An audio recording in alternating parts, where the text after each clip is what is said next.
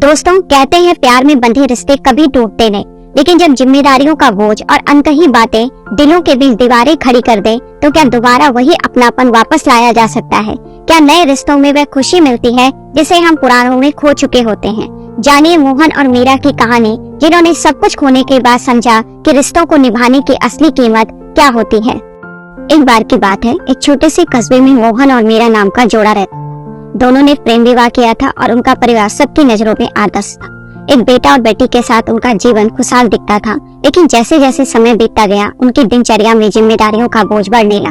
काम, बच्चों की पढ़ाई और घर की देखभाल के बीच कहीं न कहीं मोहन और मीरा का आपसी रिश्ता फीका पड़ने लगा। शुरुआत में दोनों ने एक दूसरे से शिकायत की, फिर धीरे धीरे बातों का सिलसिला ही टूटने लगा। एक दिन दोनों ने महसूस किया कि अब उनकी सोच, प्राथमिकताएं और जीवन के प्रति नजरिया बदल चुका है। उन्होंने अलग होने का फैसला किया और कुछ समय बाद उनका तलाक हो गया।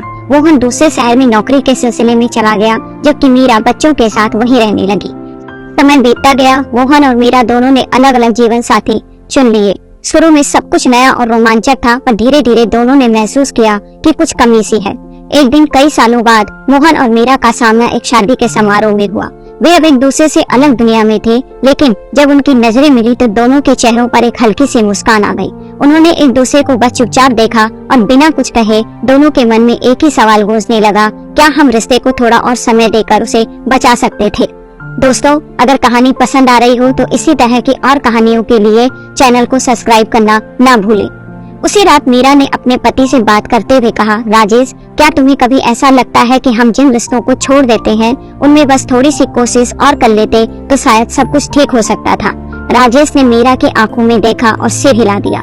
कभी कभी हमें लगता है कि दूसरा रिश्ता हमारे जीवन को बेहतर बना देगा, लेकिन सच्चाई यह है कि हर रिश्ता अपनी चुनौतियां लाता है। सही मायनों में रिश्तों को निभाना ही असली संघर्ष है।